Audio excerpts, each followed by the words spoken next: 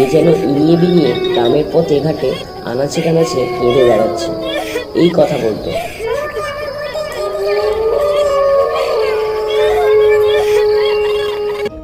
রাজহাটি গ্রামের শেষ প্রান্তে একটি ছিটে বেড়া ঘরে বুড়ো থাকত।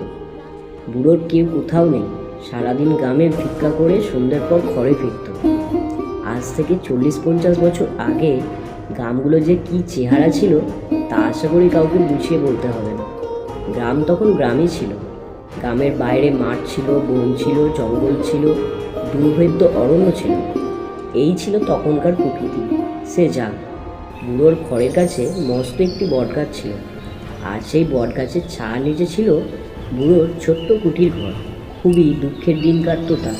ভোরবেলা উঠে মাঠে কাঠ কুড়োতো, তারপর দুটো শুকনো মুড়ি জল দিয়ে ভিজিয়ে খেয়ে ভিক্ষে বেরোতো।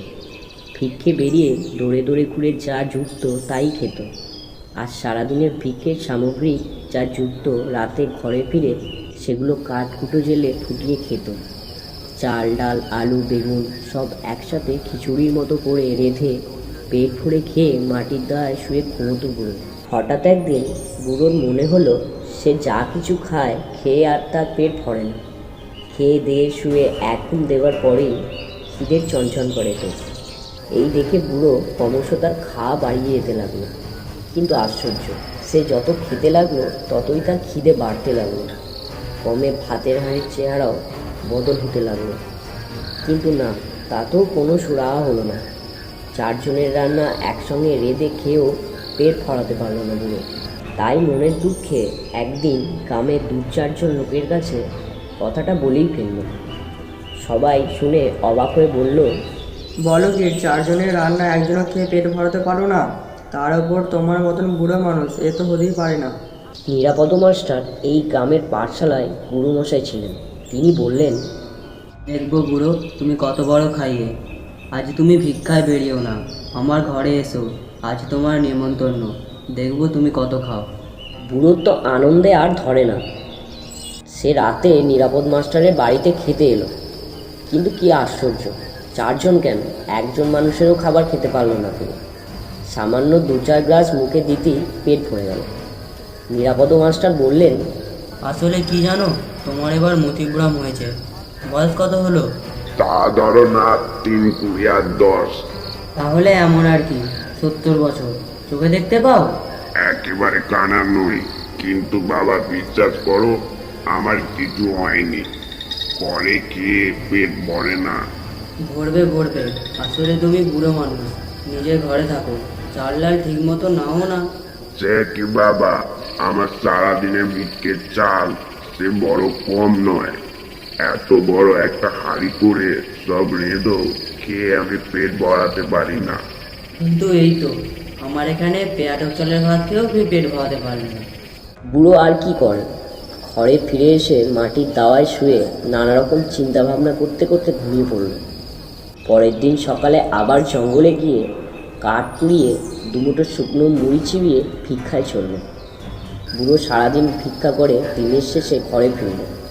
ভিক্ষার সমস্ত চাল, ডাল, আলু, বেগুন একসঙ্গে বড় হাঁড়িতে ফুটিয়ে নিয়ে খেতে বসল।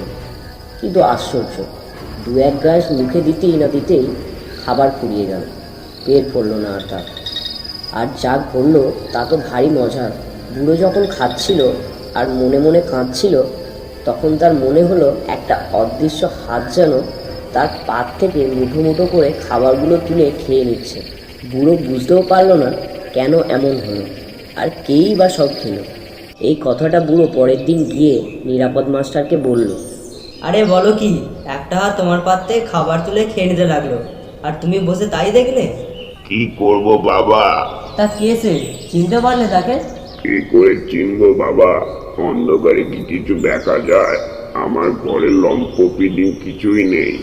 বুঝেছি, এ নিশ্চয়ই কোনো চোর ছাঁচরের কাজ। আর যদি হয় বাবা, তাহলে তো তার আসা যাওয়া বা মুখ নেড়ে নেড়ে খাবারের শব্দ শুনতে পেতুম। কিন্তু শুধু একটা হাত ছাড়া আর কিছুই তো টের পেলুম না অন্ধকারে। হাতটা যতই টেনে দিই সেটা ততই এগিয়ে আসে। নিরাপদ মাস্টার বললেন, দেখো বুড়ো, তোমার কথা শুনে আমার যা মনে হচ্ছে তোমার খাবার সত্যিই কেউ খেয়ে নিচ্ছে, হয়তো কোনো চোর নয়তো হনুমানে। তোমার বাড়ির পাশে যে বটগাছটা আছে সেই বটগাছে নিশ্চয়ই একদল হনুমান আছে, এ তাদেরই কাজ। না বাবা, হনুমান নয়। এই গাছে বানর হনুমান মাঝে মাঝে আসে বটে, তবে সন্ধ্যা হলেই দিঘির পাড়ে চলে যায়, ওখানে থাকে না। তাছাড়া আমি নিচে হাত দিয়ে ঠেলে দেখেছি, ও মানুষের হাত। বেশ, তবে তুমি এক কাজ করো, আমার চিমড়িটা নিয়ে যাও, ওটা জেলে রাখো। আজ রাতে তুমি ওটা জেলে খেতে বসো, দেখো কে কিভাবে আসে। বুড়ো তাই করলো। নিরাপদ মাস্টারের কথা মতো সে রাতে চিমনি লণ্ঠন জেলি খেতে বসলো। কিন্তু কই, কেউ তো এলো না, না কোনো মানুষ, না বাঁদর হনুমান, এমনকি একটা কুকুরও আসতে দেখা গেল না। আর বুড়ো যা রান্না করেছিল তা প্রায় সব ফেলা গেল, কেননা আলো জ্বেলে রাখার ফলে কেউ না আসায় যেমন খাবার তেমনি রইল। বুড়ো আগে যেমন খেত তেমনি খেতেই পেট ভরে গেল তার। এরপর থেকে বুড়ো রোজই কম করে রাঁধতে লাগলো আর আলো জ্বেলে খেতে থাকতো, ফলে কাউকে আসতে দেখা গেল না। তবে মুশকিল হলো তেলের অভাব। বুড়ো যেদিনই আলো জ্বালতে পারতো না সেদিনই অনুভব করতো একটা অদৃশ্য হাত তার পাত থেকে খাবার তুলে নিচ্ছে। কিন্তু যেদিন আলো জ্বেলে খেত সেদিন কিছুই হতো না। বুড়ো তাই নিরাপদ মাস্টারের কথা মতো রোজই আলো জ্বেলে খেত। এইভাবে প্রায় দিন 10 কাটার পর একদিন এক আশ্চর্য ঘটনা ঘটল। এক গভীর রাতে সবাই শুনতে পেল একটি কান্নার সুর। কে যেন ইনিয়ে বিনিয়ে গ্রামের পথে ঘাটে আনাচে কানাচে কেঁদে বেড়াচ্ছে, এই কথা বলতো।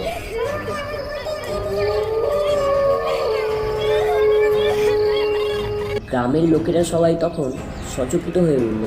কে কাঁদে, কেই কেঁদে কেঁদে অভিশাপ দেয়, বিলাপ করে আর অমঙ্গলের কথা বলে। এই জ্যোৎস্নার রাতে নিরাপদ মাস্টার নিচেই দেখলেন দৃশ্যটা। রাত তখন 1টা, কি একটা কাজে বাইরে গিয়েছিলেন।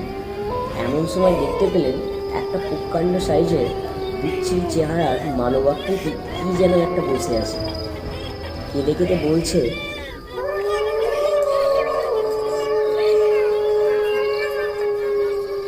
এই দৃশ্য শুধু নিরাপদ মাস্টার নয়, এই গ্রামে আরও অনেকেই দেখল। নিরাপদ মাস্টারের বউ অনেক ঠাকুর দেবতা, ওঝা বদ্যি করতে লাগলেন, যাতে তাদের সংসারে কোনো অমঙ্গল না হয়। এইভাবে আরও 2-3 মাস কেটে যাওয়ার পর এক ঝড় জলের রাতে পুরো ভিক্ষা করে ফিরে আসার পথে একটি ডাল ভেঙে পড়ে পুরোর মৃত্যু হয়। এমনকি তার সাপ সাপান্ত কান্নাকাটি সব কিছুই থেমে গেল চিরতরে। তবে সেই ঘটনার পর থেকে রাজহাটি গ্রামের লোকেরা আজ পর্যন্ত সন্ধ্যের পর আলো না জেলে কখনো কেউ খেতে বসে না।